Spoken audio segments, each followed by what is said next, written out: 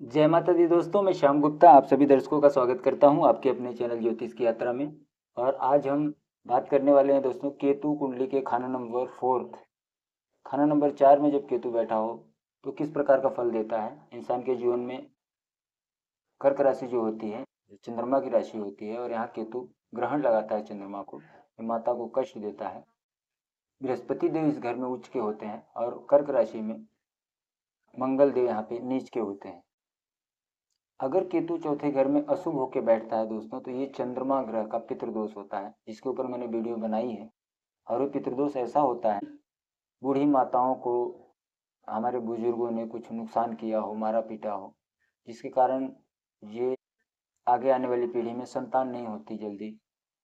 और वो पितृदोष इनको संतान से वंचित रखता है, नर संतान नहीं होती, बेटियां तो होती हैं लेकिन बेटा नहीं होता। इस प्रकार से ये केतु यहाँ बैठ के अपने फल को देता है जब यहाँ अशुभ होता है। और इनके घर के आसपास निशानियाँ ऐसी होंगी कि कोई कुआं होगा, कुएं को वो पानी सूख गया होगा तो उसमें कचरे वगैरह डालते होंगे, और नहीं तो गंदी नाली का पानी जाने का रास्ता बना देते हैं। तो इस प्रकार से केतु का पितृदोष भी बन जाता है जब चौथे घर में केतु अशुभ होके बैठा हो। तो हम बात करेंगे दोस्तों, जब केतु यहाँ शुभ हो तो क्या फल देता है। तो पंडित जी ने लाल किताब में जो बात लिखी है दोस्तों, गुरु उपाय गर करे दोनों दुख हों दूर, कुल उसकी चलती रहे माया मिले जरूर। तो गुरु का उपाय बताया है, जो कि यहाँ कर्क राशि में गुरु उच्च के होते हैं। अगर ये करता रहे तो बहुत अच्छा इनका जीवन होता है। तो इसका मतलब बताएंगे दोस्तों कि जब केतु यहाँ शुभ होता है तो क्या फल देता है। बाप के लिए उम्दा होगा, बृहस्पति की अगर इनके पिता हैं तो पिता के लिए अच्छा होता है। जैसा कि चंद्रमा का घर है तो यहाँ माता को ग्रहण लगाता है, माता के सेहत के ऊपर इसका बुरा असर जाता है। और संतान इनको बोलते हैं कि थोड़ा देरी से होती है, तो शुरू में इनको लड़कियां ही ज़्यादा पैदा होती, लेकिन इनके पास हर प्रकार का धन दौलत सुख समृद्धि होती है। ये आदमी खुद बहुत मेहनती होता है, और मतलब इनके हाथ में हुनर होता है, जीवन में कमाई करता है और अपना जीवन चलाता है। और सब कुछ जो नतीजा जो है उसका जो फल है, कर्म करते रहता है और उसके फल को भगवान के भरोसे छोड़ता है कि जो ईश्वर चाहेगा वो देगा। इस प्रकार की मानसिकता, इस प्रकार की सोच यहाँ केतु देता है। तो इनको बताया कि अगर संतान में देरी हो तो इनको गुरु का उपाय कर लेना चाहिए। हर प्रकार की इनकी जो बरकत होने लगती है, संतान भी होगी और काम धंधा भी इनका अच्छा चलेगा। तो मंदिर में बताया है कि सोना, जो मंदिर के पंडित पुजारी होते हैं और कुल पुरोहित होते हैं, तो उनको सोने से बनी कोई भी चीज़ अपनी यथाशक्ति अगर उनको हम दान देते हैं तो इनको संतान होती है। गुरु उपाय बताया गया है, अगर ये करते हैं, बृहस्पति को शुभ रखते हैं। अगर बृहस्पति शुभ है तब तो कोई बात नहीं, संतान हो जाती है। अगर बृहस्पति अशुभ है या कोई चोट वगैरह पड़ रही है इस घर से या इस घर से कोई चोट पड़ती है, तो फिर उसका उपाय होता है दोस्तों। तो हम काले सफ़ेद तिल का दान कराते हैं, या पीले नींबू मंदिर में देते हैं, या जल प्रवाह करते हैं, यहाँ पे गुरु को स्थापित करते हैं। बहुत सारे कंडीशन होते हैं, कुंडली के आधार पे उपाय होते हैं। जब चंद्रमा या मंगल तीसरा चौथे घर में ना हो, मतलब इस घर में चंद्रमा मंगल ना हो इसके साथ में, तो इनको कन्या ज़्यादा होती है, और लेकिन धन दौलत की कमी कोई नहीं होगी।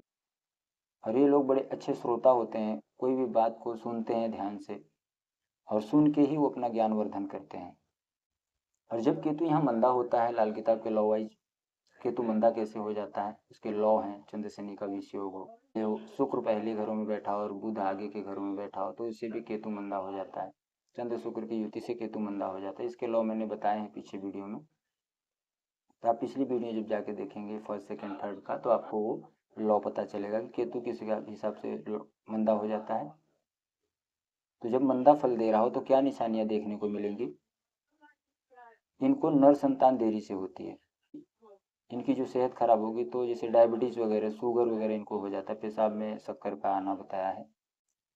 और जब भी संतान भी होगी तो 36 साल 48 मतलब 34 साल के बाद और 48 साल के बीच में ही इनको संतान होती है। अगर ये गुरु का उपाय करते हैं, अपने कुल पुरोहित का आशीर्वाद लेते हैं, तो फिर उसे इनको संतान होती है।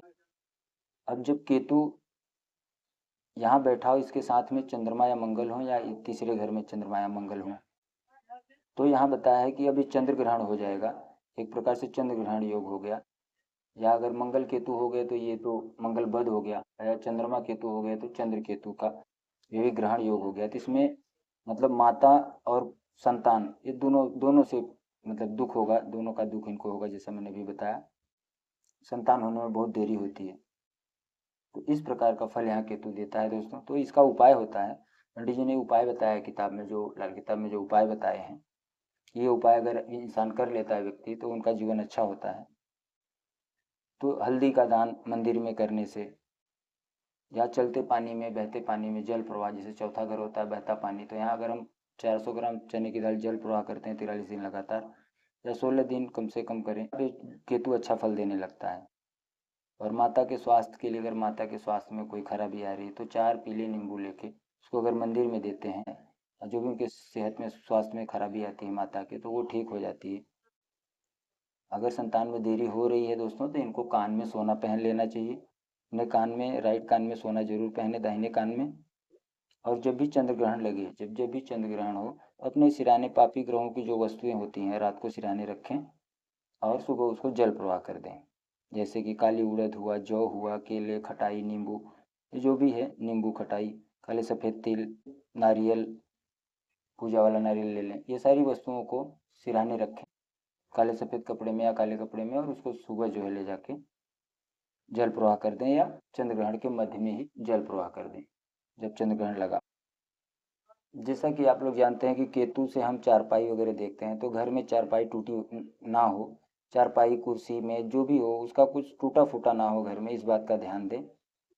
केतु को हम चारपाई से ही देखते हैं, क्योंकि हमारा जन्म जो चारपाई में होता है, और लास्ट में भी लकड़ी एक प्रकार से जो है, सैया जो होती है, अंतिम सैया, जो अंतिम यात्रा होती है इंसान की, उस समय भी वो लकड़ी का ही होता है। और अगर पाँव परेशानी आ रही है, मान लो घुटनों में कहीं परेशानी आ रही है, ज़्यादा परेशानी हो, केतु ज़्यादा ही खराब हो गया हो, तो पाँव के दोनों अंगूठों में चांदी का छल्ला पहन लेना, चांदी का छल्ला डाल दें, या सफ़ेद रेशमी धागे से पाँव के दोनों अंगूठों को लपेट दें। तो इससे जो है, इनका जो पेशाब का रोग है, या केतु से संबंधित जो भी समस्या है, ये ठीक होती है।